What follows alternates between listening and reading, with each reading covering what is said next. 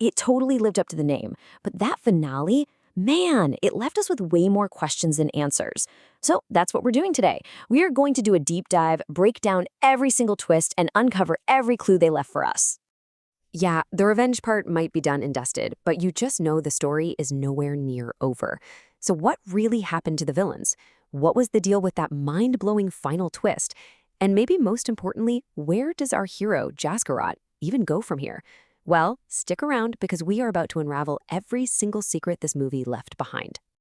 All right, first things first, let's talk about the bad guys. We've got to settle the score, right? The movie gave us two big ones, Major Iqbal and that mysterious figure, Bade Sahab. And you know what? Their fates were just as twisted and complex as their plans. Okay, let's talk about Major Iqbal's end. Talk about poetic justice, served up cold and brutal. I mean, after everything he did in the first film, we all wanted to see him go down hard, and boy, did the movie deliver. That final fight with the chains, absolutely incredible. But the real genius part? It's that final move Jaskira uses, you know, that jumping uppercut. It's the exact same move we see Iqbal teaching in a flashback. How perfect is that? A truly ironic end. And let's be clear, he is 100% dead. No coming back from that one. But here's where it gets really interesting. The way they blended fiction with reality for this character is just, wow. So his look on screen, that was inspired by the terrorist Ilyas Kashmiri. But his name, Major Iqbal, actually comes from a real-life ISI major who was implicated in the 26/11 attacks by David Headley. But here's the kicker. There are no known photos of the real Major Iqbal. So what did the filmmakers do? They created a composite, basically mashing a real name together with a completely different visual identity. Super clever. All right, let's shift gears to the mastermind himself, Bade Sahab. Now, a lot of us probably guessed he was supposed to be Dawood Abraham, right? But the real shock was his condition. We finally see him, and he's physically decaying, just this frail figure being slowly eaten away by some kind of poison. And yet, even as his body is failing, his mind is as sharp and terrifying as ever, still pulling all the strings, controlling elections, and planning terror attacks right from his deathbed. So how did he even get like that? Well, it was all part of this incredibly patient and absolutely ruthless plan. Years and years ago, the politician Jamil Jamali just shook his hand. And in that one moment, he transferred a tiny but lethal dose of dimethylmercury. It's a slow poison, you see. It absorbs right through the skin, and then, over years, it just systematically breaks down the body. We're talking about a true long-game assassination here. Mind-boggling. Now, this is one of those spots where the filmmakers took a little creative license with the science, which is totally fair. In the movie, the poison destroys Bade Sahab's body but leaves his brilliant evil mind perfectly intact. In reality, though, dimethylmercury is a nasty neurotoxin. Its first target would actually be the brain and the nervous system. It would mess with your thoughts, your speech, your ability to move, long before it caused that kind of physical decay. So yeah, him being able to plot so effectively, that's a necessary break from real-world science to make the story work. And hey, it worked. Okay, and all of this, the poison, the long game, it all leads up to the movie's single biggest, most jaw-dropping reveal.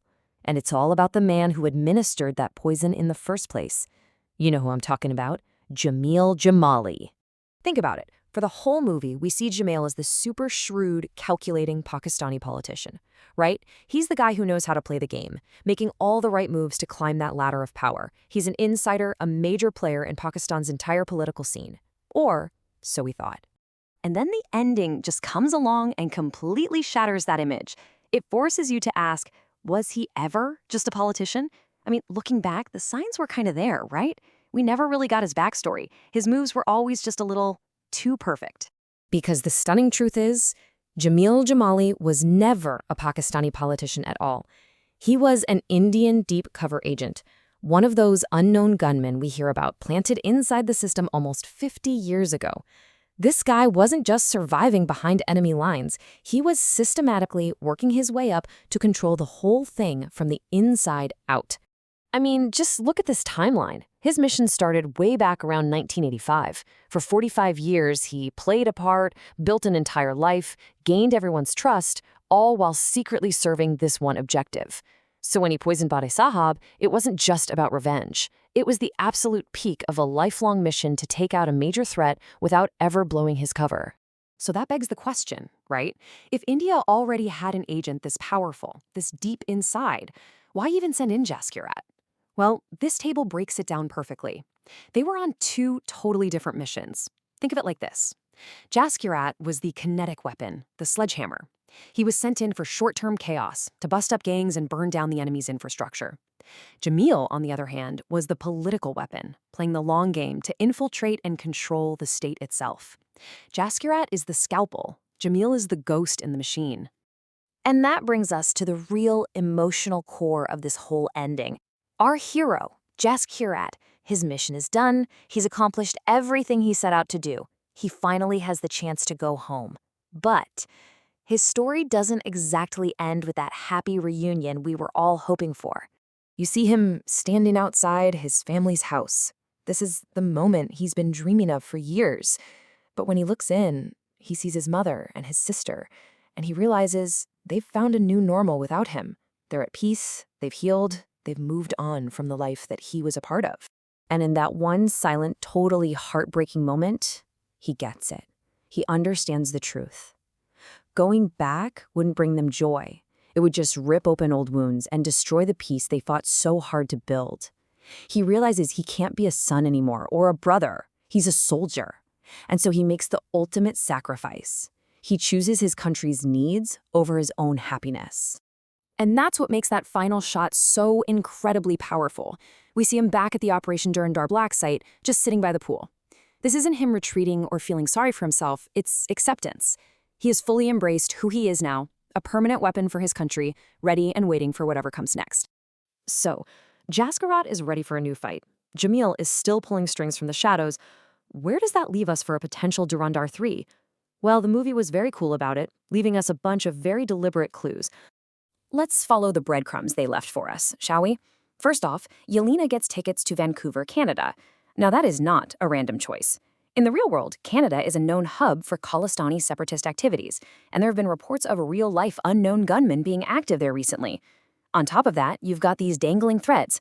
The Pakistani officer who figured out who Jaskirat was, he wasn't killed, he was just thrown in a mental institution. And what about the agent Rizwan? He's still out there. These are all basically loaded guns just waiting to go off in a sequel. So, putting all this together, we can start to speculate. The most likely scenario, Jaskirat's story continues, but the fight moves to a new battleground, Canada, where he'll be dealing with the Khalistan issue. It's also a pretty good bet that the director might wait a while, maybe until 2029 or 2030, to let more real-world events happen that he can then weave into the plot. Of course, there's a small chance we could follow a totally new unknown gunman in the same world, but honestly, all signs are pointing north, to Canada. So there you have it. We've laid out all the pieces on the board. You've got the deep cover agent, the soldier who can never go home, and a brand new front opening up in the West. The stage is absolutely set